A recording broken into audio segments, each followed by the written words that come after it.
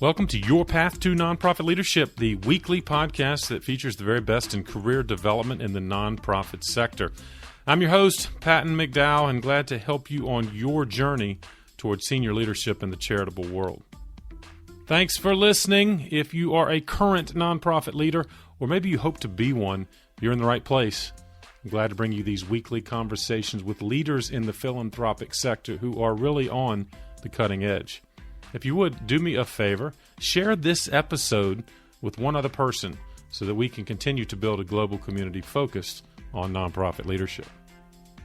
Well, once again, I had a fantastic conversation in this episode with Kelly Chopus, who serves as the president and CEO of the Robbins Foundation in Richmond, Virginia.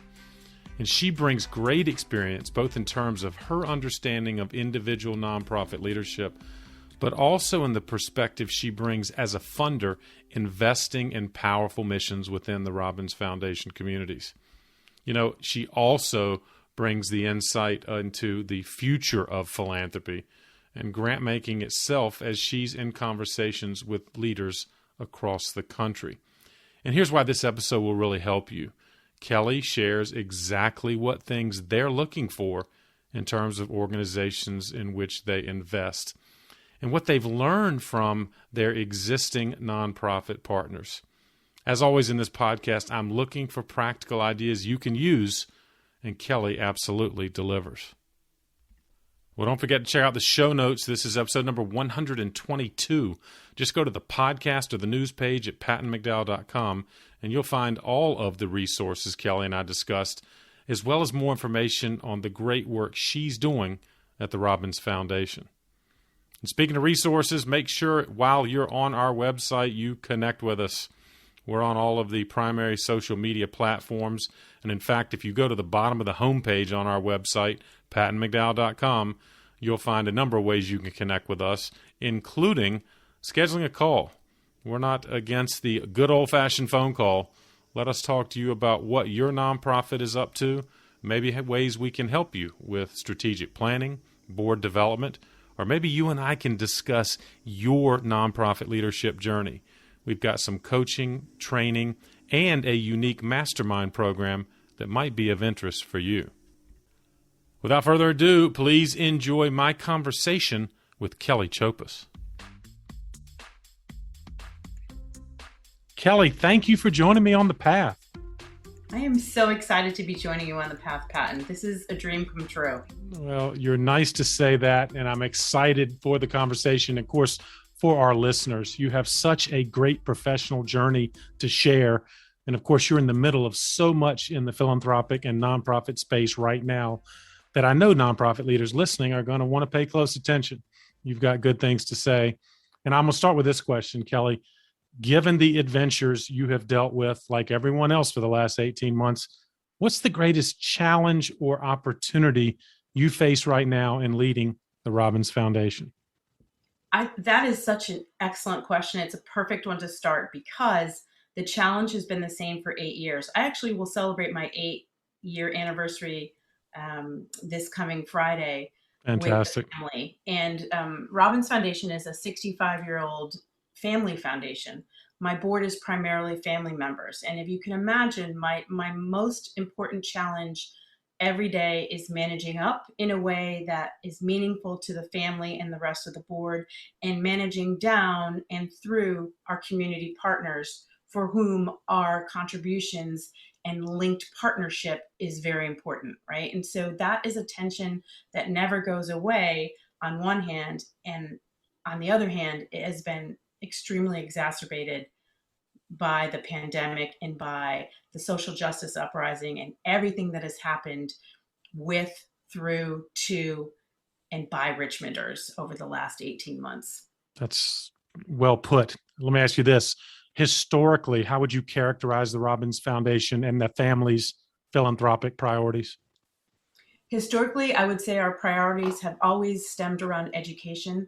Our founders were very passionate about their associations with their colleges or their high schools, and they recognized that education was the great equalizer.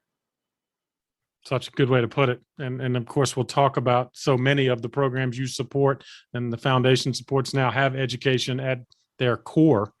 Let me ask you this question, though, before we dive into some of the philanthropic kind of decisions that you and the foundation have made. How do you personally stay organized, Kelly? A lot of nonprofit leaders are juggling, as you know, more sometimes than they can even handle.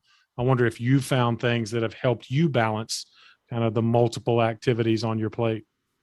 That's also another excellent question. I would say, just like my nonprofit peers across the funding spectrum, across the nonprofit and service delivery spectrum, that I'm doing the same sort of disorganized dance that they are. I think this pandemic for me personally has been very challenging. I'm a list maker from way back. And there was a point, I think last March or April 2020, that those lists didn't mean a damn. And I just felt like I was careening from one horror to the next. And I know, because I talk to a lot of our partners across the region on a daily or weekly basis, that everybody's feeling the same thing. So I started just leaning into the chaos. I'm a little bit more comfortable in chaos than a lot of people. Right. And at the same time, this was really hard for me too. I've gone back to the lists, and I've gone back to turning everything off at 7 p.m. You know, there was a time, I think, that many of us through those first 6 months were on Zoom calls or other calls from 7 in the morning till 8:30, 9 at night. And it Yep. just was unsustainable. And I realized that this is work for all of us that will never get done. And so it is mandatory and expected and encouraged and welcome to stop at 7 so that I can have that break. And so I would encourage your listeners out there to do the same thing, that you're just never going to get to everything in a day. The work is never going to go away. We're in this kind of philanthropic, community building, community giving space for a reason, but also those issues, those intractable challenges of our time don't go away overnight. Well put. So you unplug no matter what, in essence, is 7 o'clock. And I think that's so important, because we've talked a lot on this podcast about kind of the mental health ramifications. If you keep plugged in around the clock, which I'm afraid many of our colleagues do, Kelly, it's a recipe for disaster. And I'm guessing that you've encouraged your team and all that you interact with to kind of offer themselves a similar grace. You are correct. I am a zealot about it. Yeah, we need more of that. And I think there's hopefully some comfort in those listening to think about the long-term benefit to their nonprofit is not going to be enhanced if they run out of gas before they even get there. Given the stressors of particularly the current situations we've had in this country, around the world, I'm curious about the Robbins Foundation approach. I want to read you a quote from your material. It said the Robbins Foundation has said, for every challenge, the foundation has sought opportunities to be responsive to our community and deepen our commitment to partnerships. The issues have not retreated in 2021, and neither have we. Well, what do you mean by that kind of partnership element there? And what were you looking for in particular during this pandemic in evaluating all the requests you get?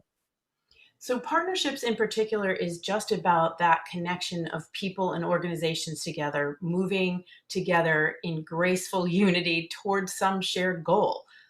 A lot of our goals were upended in 2020 and 2021. I think we're going to be seeing the lasting impacts and effects of this pandemic on learning loss, on equity issues for decades to come. And so those partnerships then become more important as trusted, I would say, process, not just trusted process, people, and policy, but trusted avenues of moving forward, right? And so that's what it's all about, moving one step forward every day. Sometimes we stand still, sometimes we move back, but we are always looking forward together with our partners and trying to step forward. That's a long-winded way to say we can't do what we do in a vacuum, and we can't do what we do as funders without those service delivery or service provider partners who actually are doing the work on the ground to serve the people that we want to serve in our community. Kelly, you've been also, and related to that, a champion really of capacity building. Obviously, you see the good work on the ground that you just referred to. And my guess is that you want to help these organizations expand their impact even further. How do you evaluate kind of capacity building opportunities as a funder? So things changed, I think, in 2020 and 2021. We realized really quickly that many of our nonprofit friends were not only the most important frontline workers in our community, but they were also being decimated more quickly by their boards or executives in terms of being laid off, closing, hours being cut. And so we realized capacity at that very moment, and at this very moment continuing, is literally the name of the game. If you don't have capacity in terms of a staff person or staff time or staff energy or that ability to execute, you've got nothing for the rest of the people who are counting on your services in the community. And so we started talking about capacity different. I think you have a lot of neighbors and friends and leaders from the Charlotte region on your podcast.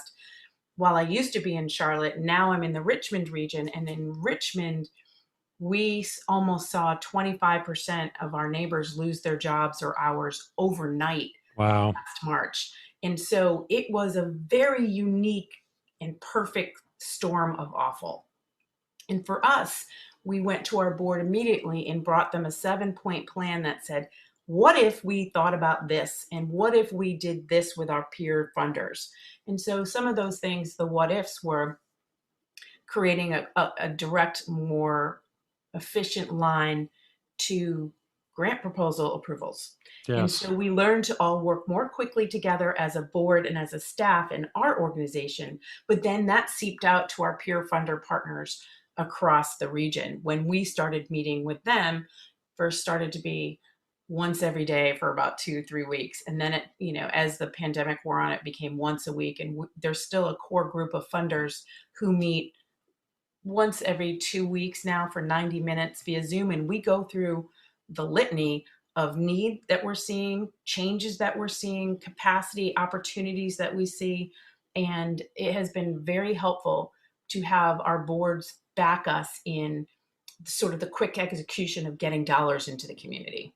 That's fantastic. And you certainly know that our nonprofit friends are delighted that a lot of the hoops that had to be jumped through for many applicants for nonprofit funding are eased, I guess, in this new situation. But Kelly, do you see this continuing? In other words, some of the changes that you've implemented around efficiency, will that continue? Or, once things, quote, open up, do you see, going back to the way it was?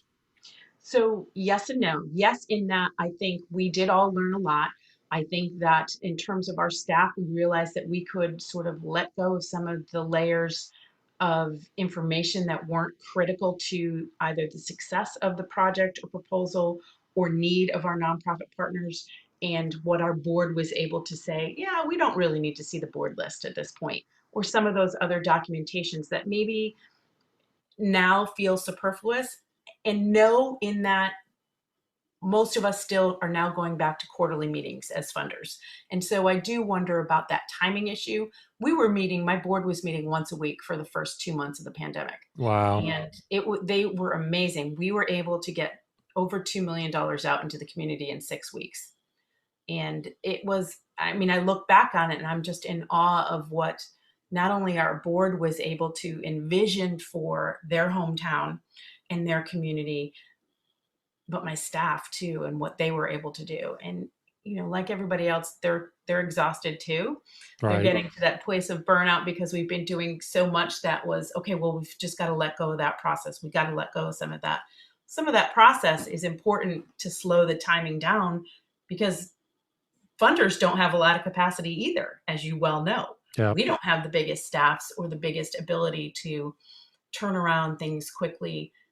As well. There are many members of our funders group who are 1 and 2 people shops, and they're giving away $5-6 million a year. That's a lot. And they can't be expected to maintain the pace that so many of you generously offered of time, resources, and energy. But it sounds like, though, that some efficiencies may be gained, even if we can't maintain that weekly pace, that funders are being responsive. And hopefully that's a good sign for everybody going forward.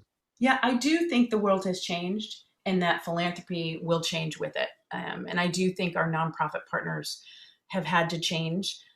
And they are going to be coming to us with different kinds of proposals now, capacity, general operating. I think what we saw in the Richmond region was very much in line with what my peers saw across the country, which is that nonprofits just started serving people, more people, hundreds and thousands more people across the board without the funding. And they just did it. So we took it upon ourselves to just fund it, right? Yes. And not worry about, we did all the due diligence required, but we didn't worry about the hoops that we had created that were constructs, I think, of big philanthropy. Love it. And that's great to hear. In fact, let me ask you another hoop that many of our nonprofit leader colleagues ask, and I'm sure you get this question because they do want capacity building initiatives or investment. What exactly does that look like? I mean, are you open more, Kelly, to proposals that include staffing support financially, or is it technology? What are some examples of you seeing where nonprofits make a good case for capacity building and you and the Robbins Foundation are willing to help fund it? So the case is all of those things. It's technology, it's staff. I mean, really what we saw was staffing was the biggest one. Is many of our nonprofit partners have had to change their staffing models either, and now they're all having to increase and ramp up. And so to be able to fund a staff person or part of a staff person's time is absolutely an important piece of what funders are going to have to do over the next, I would say, next 2-3 years. So that's one of it for us. I would say we want to do fundraising help. We want to do grant, sort of grant writing if they need to find a consultant that can help with that. If they need to find some board training, like we are open to all of it in the framework of what we want to fund, which is education and, community building. So we're pretty flexible. I mean, the partnerships we have are because we trust that the partners we have know what their business is. They know how to get to the goals of their business. Yeah, and I love it. And you, of course, are evidence of that in the Robbins Foundation as being a listener to the community you serve and the nonprofits you serve. And so I hope that other nonprofit leaders listening in whatever community they reside will have these kind of conversations. Because I hope, and I bet, Kelly, nationally, there are an increasing amount, I guess, that share your philosophy of we need to invest in these organizations where they most need it. But a question I have for you is do you find yourself with organizations are vital, but are simply going to struggle in the long term? Do you find yourself considering more opportunities for merging or alliance building, or how does the Robbins Foundation look at that sometimes tricky dynamic of nonprofits that maybe won't survive? That is actually a great point about where some of us find ourselves now in our communities. I would say we are open to providing the support or help or thought leadership or philanthropic strategy to any of our partners who are considering changing the game because the game has been changed for them, right? And so anybody who comes to us and says, hey, you've been funding us for 10 years in this, and we realize and recognize because of the pandemic, we're better suited if we align with this group, and we're talking about a formal partnership or a formal structure to maybe in 5 years merge together or align more directly in service. We would be open to that. I would say my board has always been innovative that way and thinking about this community as a larger pie and as a larger sort of opportunity for this foundation to do its good work. So I would say this is happening across the country, and it's not really because this is in our wheelhouse. We have had to learn this on the fly through the pandemic because of what happened to the nonprofit sector and our partners who not only were hurting because they were trying to do more and serve more people, but they were doing it with less and less resources too, for the most part. And so we have to be flexible. We have to be courageous as funders and think differently about the way we fund, what we fund, and how we fund.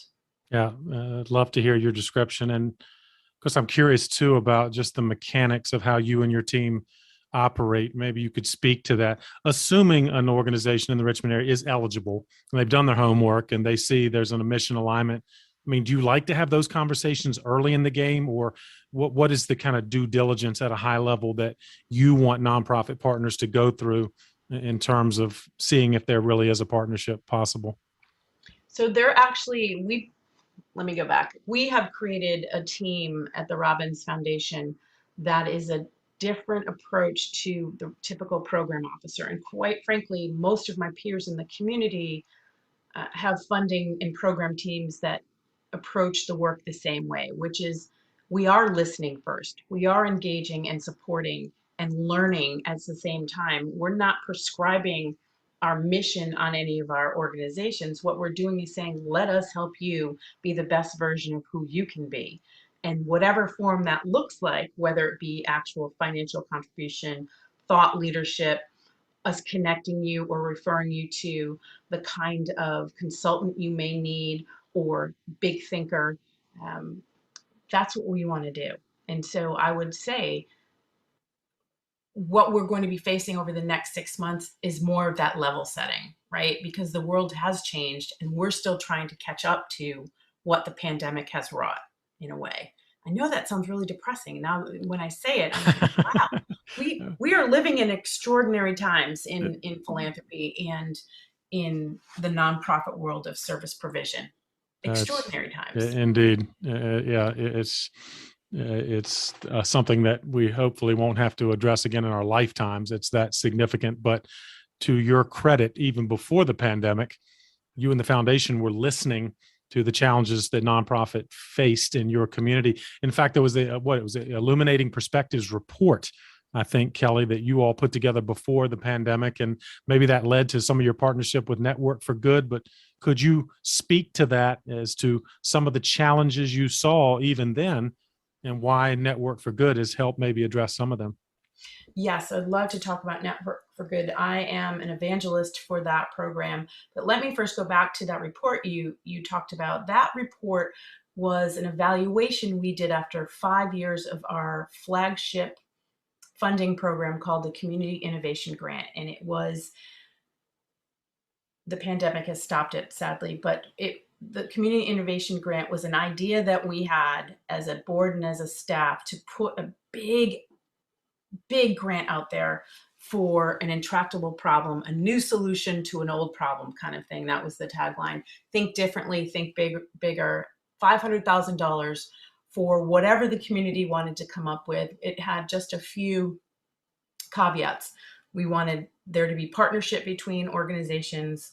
We wanted it to address an issue that has long stymied leaders, and it could be anything. And so that report was an evaluation of the first several years of winners and top 10 people. And what we heard from them in terms of their experience of the program was, one, it didn't take into consideration the capacity they needed to go for that kind of money or that kind of grant. It's a very intricate application process. There were site visits.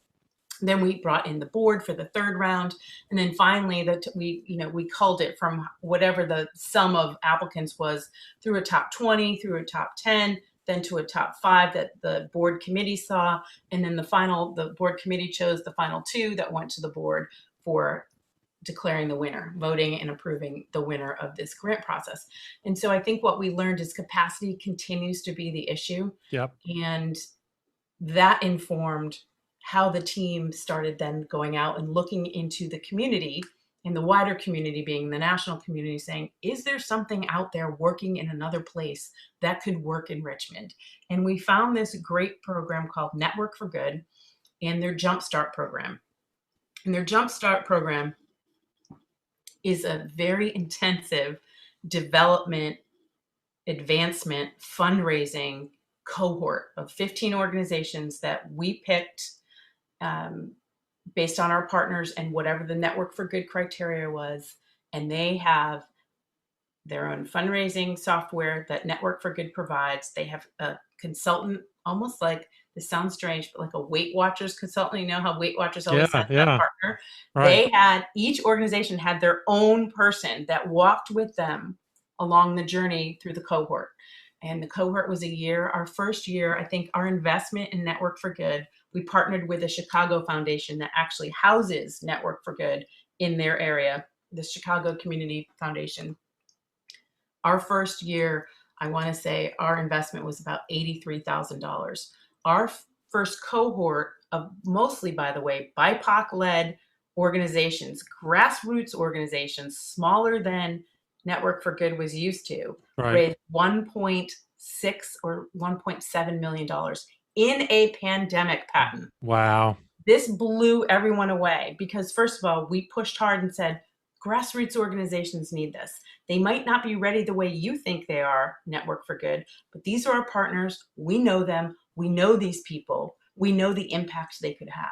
So they sort of massaged the rules for us. Right. Because, you know, right. lots of people, we used our funder privilege. You know, when funders for a good purpose. Yeah, we did. We sort of leaned into our privilege at that point. But that money that they raised has continued to bear fruit because it was only through 9 months of the cohort. So it's probably up over $2 million for that first cohort. We launched the second cohort a couple of months ago, and they're on the same journey, right? And so that we learned is also a challenge across the country and across many cities, just like Richmond, right? Development professionals are burned out. They're leaving the field. I continue to worry about development directors, you know, as an old development director myself and a fundraising, you know, I love fundraising. I'm prolific in terms of asking anybody for money, have no problem with it. And I worry about what's in the pipeline, which doesn't seem to be a lot right now. So this program, I think, was able to share the love of fundraising with these organizations who then were able to say, oh, this is helpful. This kind of not just hand-holding, but absolute data, evidence-based solutions is helping my business. And so for us, it's a no-brainer. I mean, I'm really looking forward to what the second cohort does. And I'm sure there will be a third cohort. This is important stuff. We've got to help people understand how to fundraise again, why it's important to continue to ask for money, why it's important to engage your donors and steward people along a process of supporting you. Love it.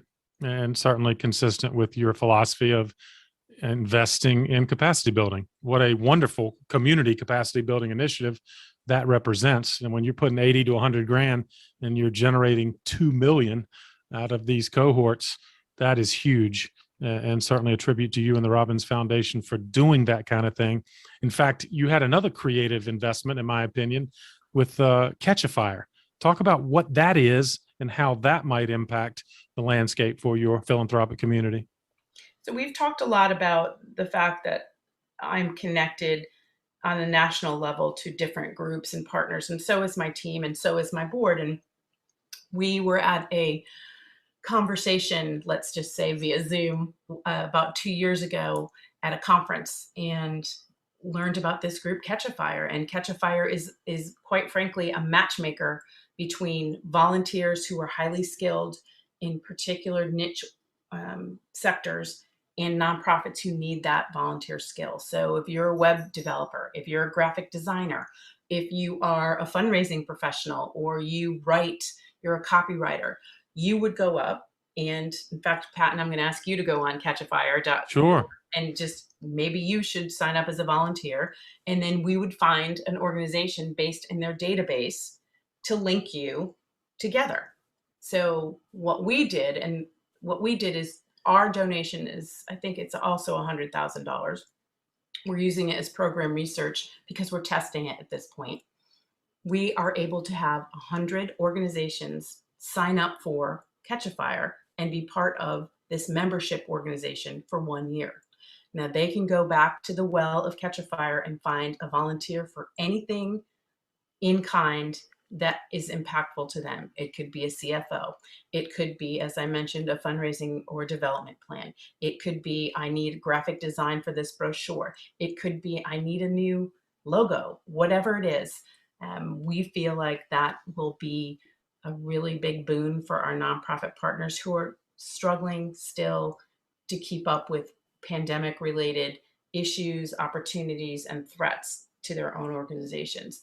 We join, I want to say there are 3 or 4 other community foundations and private foundations in Virginia that have launched their own Catch a Fire partnerships. Right. So now we're starting to see I think some critical mass that maybe these organizations might link up, leverage each other, and be able to find whatever they need for their own capacity in any of these areas. So that's one of the things that we looked outside of Richmond to find. Right. And I would say I'll let you know more in a couple of months, but from what we've seen online that others have done, it could be an amazing opportunity just to get that pinpointed, targeted expertise to our base of nonprofit partners who don't necessarily need to have the volunteer right here in the region. It could be somebody from California. That's I what's was so going to cool. ask you that. Yeah, obviously the technology, the silver lining of the pandemic has allowed everyone to be more comfortable. Because I was going to ask you, Kelly, can you scale up or down Catch a Fire, or do you need to have kind of a critical mass in your community to have that kind of volunteer pool, or can you expand it into the rural communities as well? So we did a choice and asked our partners to opt in after they looked at it. We did a session, an information session where they were able to see the program. And then we now need to go through and choose who they are. But it's mostly people from this region. But the reality is there are many nonprofit partners or funding partners across the country who partner with Catch a Fire. Like I want to say Target, maybe. There are a couple corporations that do it as well. But the reality is it's people like you and me who maybe don't feel like we are great at going to a food bank, or we're not great being on a board because we might not have time. But if I'm sitting at my computer, I can certainly write a development brochure, or I can Exactly. help you with a logo, or you can help somebody with, podcast training. I don't know, whatever. Exactly. Exactly. Well, it takes advantage of kind of the access virtually to talent, and that's what intrigues me. And of course, I want to lift this up in our show notes because I think, and you mentioned earlier, the talent drain in the nonprofit sector. You see there in Richmond. Of course, we've both seen it everywhere. But I wonder if this is an opportunity again for some of these rural nonprofits. I'm working in several across Eastern North Carolina, for example, and that is a significant issue. Access to the talent they need, and you're creating, I guess, a conduit for that. And is that among the most? You mentioned it earlier, but I guess that talent drain, is that among the things that most concern you as you look at the nonprofit sector right now? Absolutely. And you're seeing talent drain across sectors, right? You're seeing restaurant workers who are saying, I'm not going back. It's not worth it to me. I'm going to get a job in another field. Yep. I'm worried that those people in the nonprofit sector who had to leave either because of job loss, cutting hours, or whatever the nonprofits had to do to stay open will go find jobs in another sector because as you know, nonprofit skills are extremely transferable. Yep. Yeah, I'm very concerned about the drain. I'm very concerned about government just can't handle some of the biggest problems on the ground the way a nonprofit can. Yeah. Well, I was going to ask you about some of the policy issues that you're discussing at the highest levels on a national basis. Among the kind of policy or philosophy questions I've had conversations with funding leaders like you is, of course, the disproportionate funding to nonprofits led by minority or BIPAC leaders. Certainly, your Network for Good cohort represents, I guess, where you're trying to do even more to invest in that community. But maybe speak to that. What the Robbins Foundation, how has it addressed that question of, hey, how come there's a disproportionate funding to white-led nonprofits versus those led by persons of color? So the inequity, I think, in the funding or the disproportionate approvals, a lot of it has to do with access, right? And so access to the what is always considered the not so very transparent process of foundations, right? And the lack of access by most people to see behind the veil of how do you get in, right? And so my team and my board in particular have been really vocal across our region and deep in community at the grassroots level, just meeting people, getting to know people, making sure people have relationships with us, because then you have access, right? And then that access, I think for us in particular, and our whole funding community has very much changed over the last 5 years, I would say, to focus on this in a new way, because Richmond is a flashpoint. We are at the fulcrum of many issues of equity in terms of racial justice, I would say social justice, education, transportation, housing, you name it. We're here because of what's happened over the last 402 years in Yep. our exact community. And to be able to address that will take more than a grant cycle, right? So we are very, I would say we are very top of mind about connecting with organizations that are serving the people that we say we want to serve, right? And so this group that meets in Richmond for the last 8 years, it's called the African American Nonprofit Leaders, Yep. executive directors of some of the biggest, smallest, most medium-sized organizations that do all the great work in this community, have been meeting for 8 years, and they asked us to go on a learning journey as the funders group at the end of last year. And we spent once a month, 4 hours a month, learning about their experiences as leaders of color and as leaders of color coming to primarily white philanthropy, and Yep. what that meant for them, and what it meant for not only their access, but their opportunity and the potential of their own leadership to lead their organizations into the promise that it was supposed to have in our community.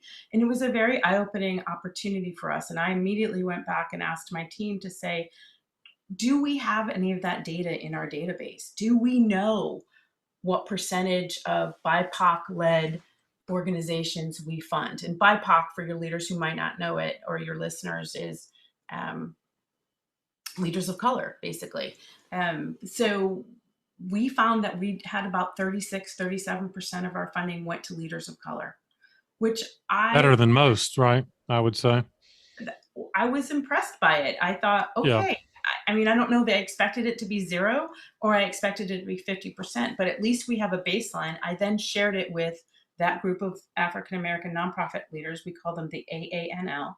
And I Yep. shared it with my small funders group. And I think everybody is doing that on their own as well. And that we'll come together by the end of 2021 and talk about it as funders and say, what can we do? Our community foundation has been such a great leader on this issue in terms of finding a way to bring the inequity of leadership and opportunity to the forefront for the community. And they are doing quite a bit, as you would expect. Most community foundations are the leaders in their communities, of creating, the Black-led giving studies. They have affinity groups that create, almost like Valeda Fullwood's doing, right? So we have one for men, one for women of color, and now we have one for young gay people. So Yep. these affinity giving groups and giving circles are becoming very powerful ways to belong and to be, I would say, accepted in a way to create new access and opportunity. Yeah, it's well put. And of course, as we record this in the end of August of 2021, Black Philanthropy Month. In fact, I had Valeda Fullwood on the podcast to talk about some of what exactly you are mentioning. And there's progress. I think we both would agree. But of course, there's much to do. And Kelly, you're involved at the national level on the board for organizations like the National Center for Family Philanthropy. I mean, are these conversations happening at the national level, or how would you describe some of the headlines when you talk to colleagues across the country? These conversations are happening everywhere across the country. They're happening in living rooms, they're happening in boardrooms, they're happening at organization community resource centers. I mean, this is the topic over the last 18 months, right? Because what we saw from the pandemic is that it exacerbated inequity for quite a few of our neighbors. And I would say we don't have an answer yet. We don't know how to approach it as philanthropy as a sector. And I don't think that one size fits all.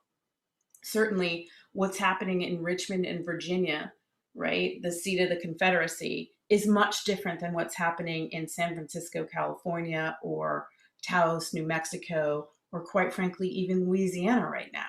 Yeah. And look at what weather is doing today as another great equalizer, right? I mean, this hurricane knows no equity issues, right? It's just flattening everybody. And so we have to balance all of those very complicated subjects together and move forward with love, I hope.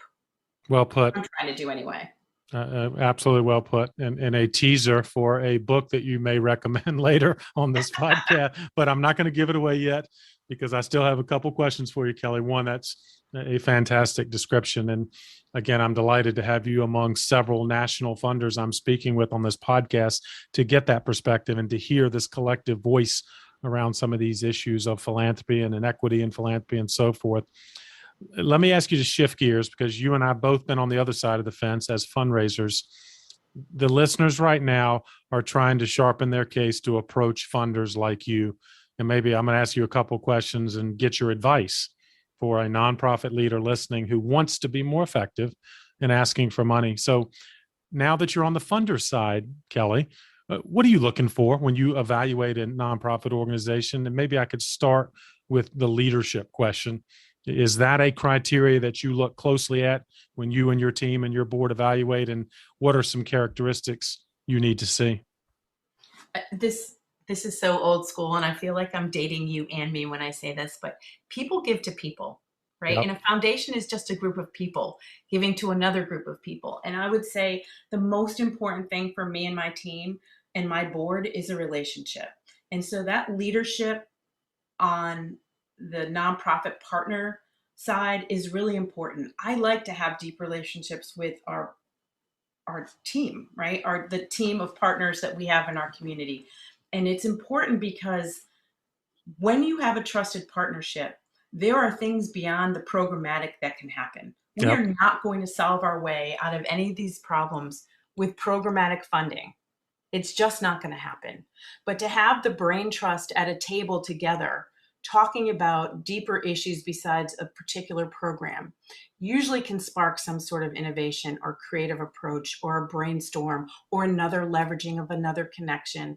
And so I would say to those listeners who are in development or executive directors, that relationship with the foundation team is really important. We ask for it for a reason, and it's because it is people giving to people at the end of the day. Yeah, I love that. And as much as I need to have a coherent and well thought out written proposal, whatever requirements you have, whether it's online or in good old fashioned paper, the relationship's key. How would you comment on both my staff and my board? Are you looking at my board? What are some of the characteristics at that level that you want to see as a funder? I'm looking at your staff and I'm looking at your staff experience, because one of the things I want to know is there an opportunity for me to help you with capacity to get you the right staff people? Yep. And I'm not saying capacity is even something that we were looking at 18 months ago. It just wasn't. We were very program focused, very project based, but now we know the world's changed. And I don't even think our nonprofit peers are going to come to us with program requests anymore, because they've had to throw everything up in the air and say, okay, in order to serve, we're just going to serve. We're not going to serve it through these sort of tight, obscure little program guidelines. We're not doing that anymore. We're just doing this. So I would say, yeah, I want to look at your staff because I want to see the leadership capabilities that you have and the experience. Your board is important only because I want to make sure that you have that fiduciary responsibility handled, that you have the governance of your vision and your strategy handled. I don't really look at who's on your board. I don't think that's important anymore, because boards are volunteers of caring people just like you and me. So I'm delighted to see board members, but I don't make a big deal of having to know them. I think that might be important to other funders or maybe some boards. Yeah. Sometimes my board is interested in the board because of who's serving on it, but they don't make a decision based on that. You two questions there related. Do you want to see the diversity of my board, and do you want to see the level of giving from my board? How do those factors impact your analysis?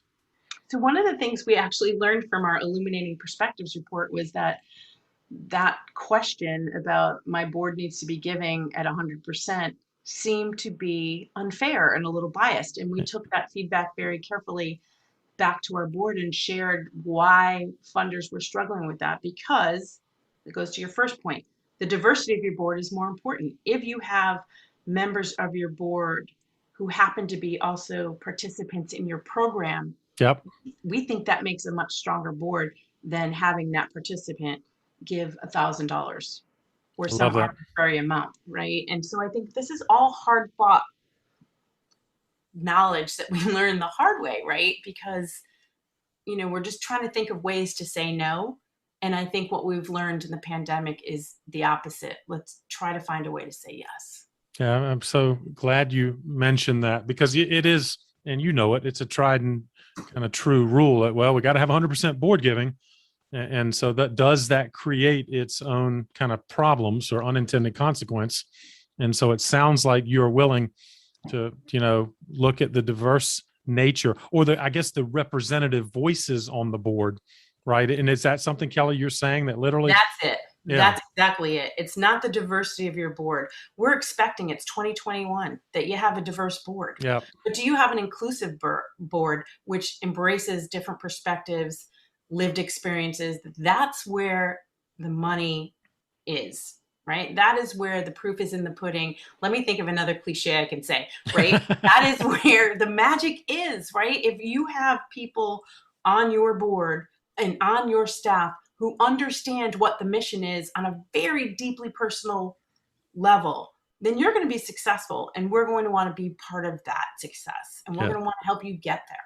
So the arbitrariness, I think, of the way we make funding decisions is slowly but surely ebbing away because of this pandemic and social justice uprising and everything that happened over the last 18 months in this community and others. That's what I'm seeing anyway when I talk to my peers across the country. And believe me, I have support groups, peers all over the country, because this has been hard on us too. I mean, there's a lot of guilt that many of my peers have felt over the last 18 months because we did have jobs, and our boards did have their jobs, and we just were trying to manage the pain and the hurt that we were seeing from long-term partners on a minute-by-minute basis for, I don't know, it was a good year.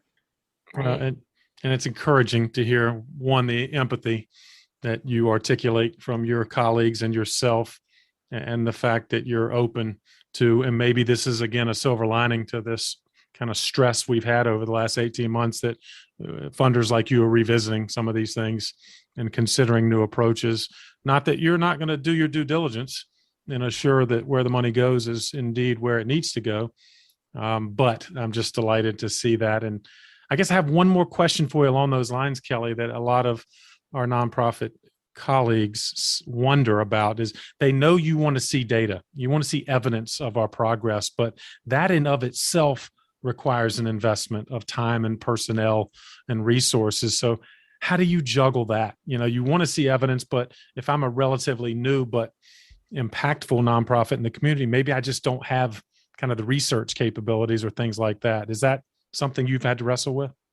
We have learned, I think, also the hard way, that we need to fund that. We can't expect that to happen just with our grant, and that we need to create a separate process for that.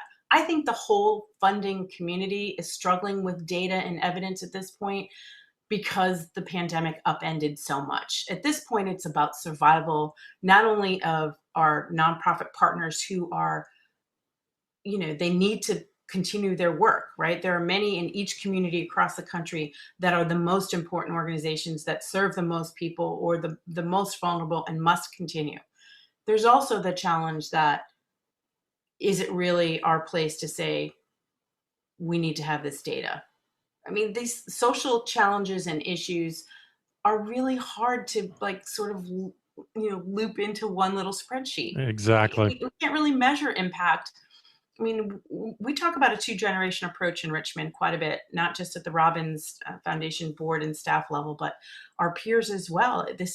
These are intractable problems for a reason, right? If this was easy, anybody could do it. And so we are really rethinking data and evidence-based approaches by just sort of limiting to, if our friends, by the way, at the YWCA say, this is an evidence-based approach for educating toddlers. Okay, that's different than me saying to you, I want you to prove to me that you made a difference in impacting poverty by, me giving you money for your food bank. Yeah.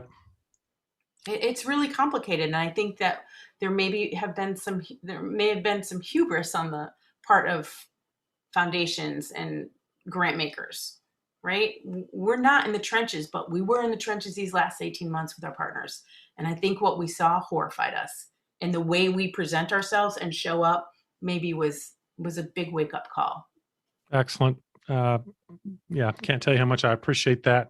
The common sense, frankly, approach, Kelly, that you are illustrating is something, again, that maybe there is a positive outcome to all that we have been through. And again, grateful for your perspective on all of these issues. I'll kind of finish with one somewhat loaded question, given what you and I are talking about. Yes. You know, if I'm somebody just gonna say yes to whatever you're going to ask me.